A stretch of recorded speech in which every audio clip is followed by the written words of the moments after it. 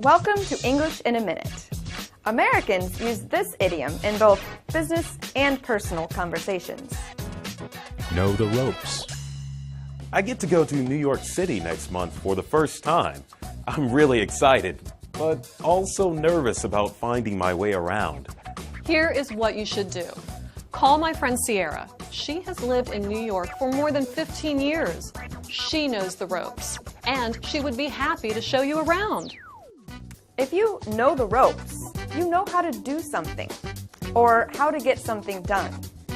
You know about a certain situation or how a job works. This idiom probably comes from sailing. To be a good sailor, one must know how to tie and use the ropes and sails. If you are good at something, you can say you know the ropes. And that's English in a Minute. Welcome to English in a Minute. When you listen to American English, you might hear this. Last-ditch effort. Let's find out what it means. Listen. Did you watch that basketball game last night? Yeah, that shot at the end of the game was a real last-ditch effort to try and win. But it's hard to make the basket from that far away. Too bad he didn't make it. He could have won the game for the team. A last-ditch effort is a final attempt to succeed at something. It is a difficult thing to do. It may or may not work. In our example, the basketball player's last-ditch effort to make a basket did not work, and his team lost the game. And that's English in a Minute. Welcome to English in a Minute.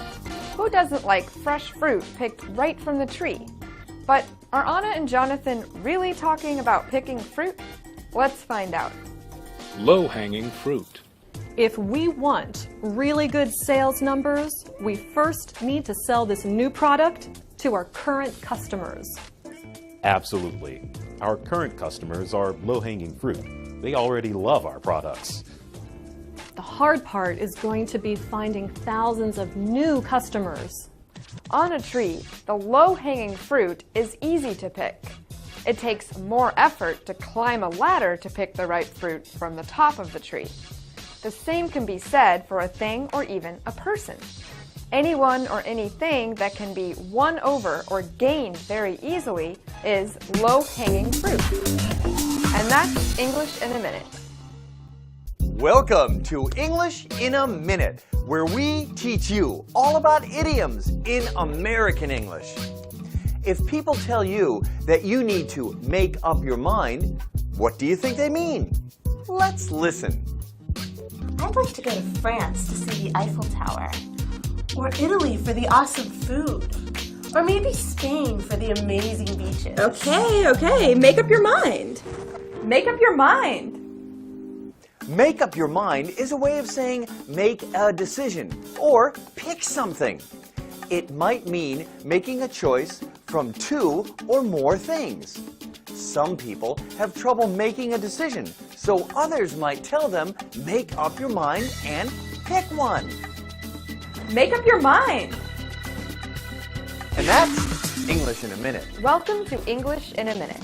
Americans use a lot of abbreviated or shortened expressions. What do you think this abbreviation means? MIA. Jonathan, how have you been? It has been so long since I've seen you. Yeah, I've been MIA for a while. I went down to Brazil and spent 2 weeks with my family in Rio de Janeiro. I just got back a few days ago. I hear Rio is so exciting with beautiful beaches and music. Yeah, I might just go MIA again soon. MIA is an abbreviation for missing in action.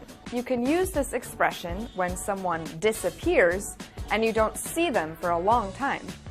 People in the military say a soldier is MIA if that person is not found after a battle. And that's English in a Minute.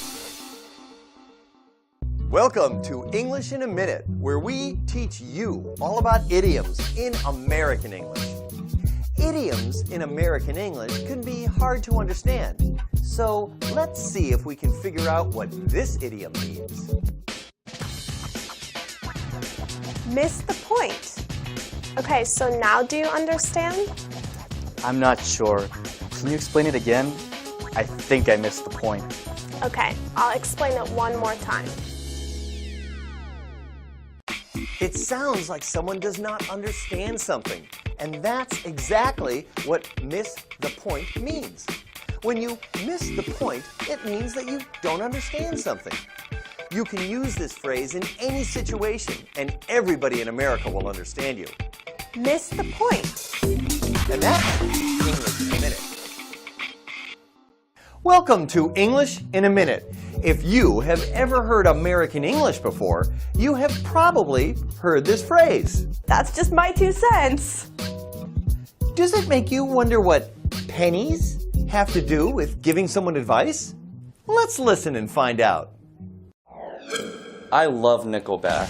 I think their music is really boring and everybody doesn't like them, but that's just my 2 cents. My 2 cents is a different way of saying my opinion or my thoughts on the subject. 2 cents isn't a lot of money. So saying something is just my 2 cents worth is saying that your opinion might not be worth that much to someone else. In life, everyone will not always agree with you. So saying this lets people know that. And that's English in a Minute. Welcome to English in a Minute. Biting your nails is a bad habit, but can you figure out what this expression means? Nail biter. I am so excited to watch the soccer game tonight. I know! Both teams are really good. I think it will be a real nail biter. It's probably going to come down to the final minutes. A nail biter is something that causes stress or makes you feel nervous. Many people who are nervous do actually bite their nails, which is where this expression comes from. In our example, Jonathan guessed that the soccer game would be a nail biter and that no one would know who would win until the final moments of the game. And that's English in a Minute. Welcome to English in a Minute. A bud is a young flower that has not yet opened. So, what do you think this American idiom means? Nip it in the bud.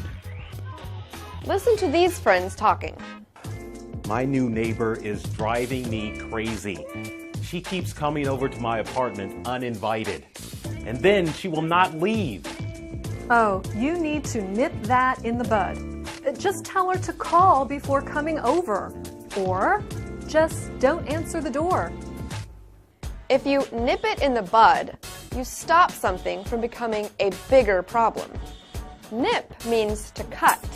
So if you cut a flower while it is still a bud, it cannot grow any bigger. When you nip something in the bud, you stop it from growing. And that's English in a Minute. Welcome to English in a Minute, where we teach you all about idioms in American English.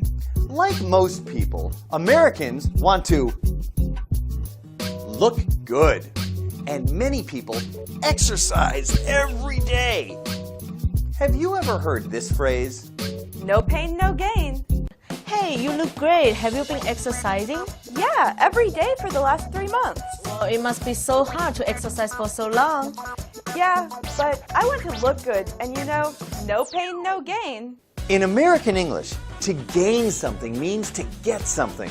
And often, it takes hard work, especially when you are exercising. So, in our example, although it might be hard to exercise so much, in the end, she gained the look she wanted. No pain, no gain. And that's English in a Minute. Welcome to English in a Minute. Here's an idiom about arguments and legs.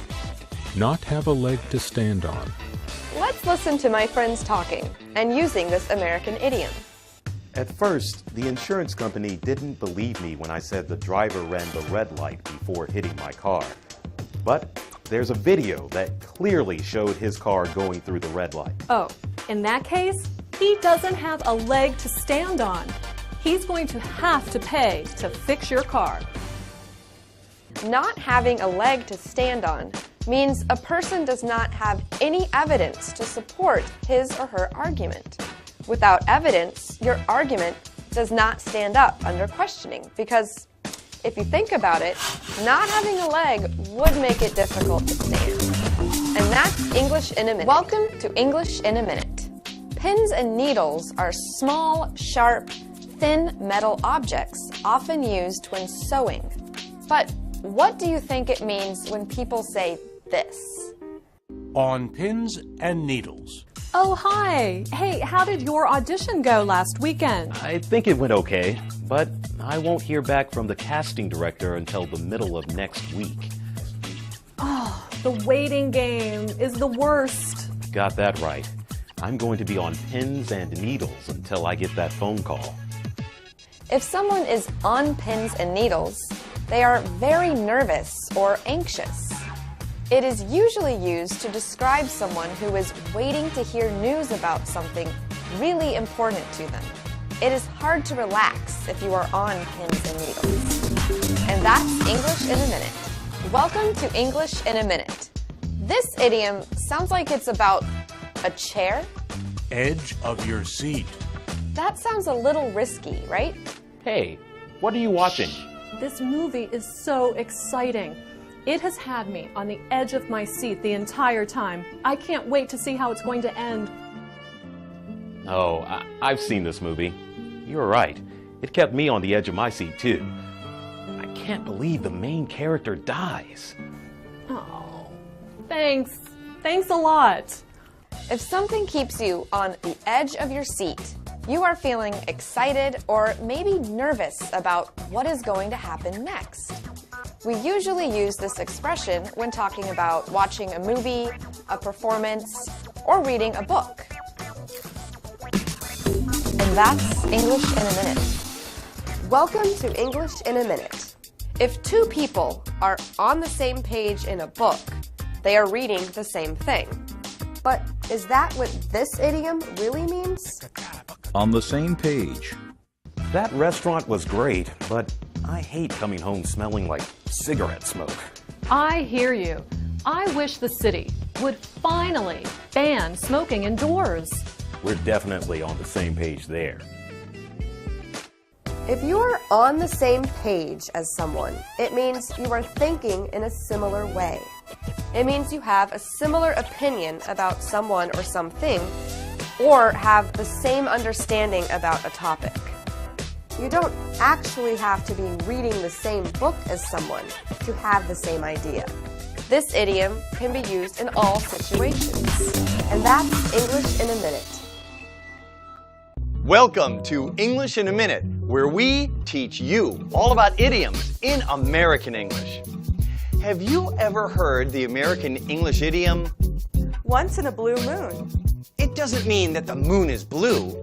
So let's listen to this American English conversation to find out how it is used. Where did you say your brother lives? He lives all the way in Minnesota, so I never get to see him. I only get to see him once in a blue moon. Once in a blue moon is a common way of saying that something does not happen often. But what is a blue moon? We typically see a full moon once a month. And seeing two full moons in the same month is rare. The second full moon in a particular month is called a blue moon. Once in a blue moon is an informal phrase. And that's English in a Minute.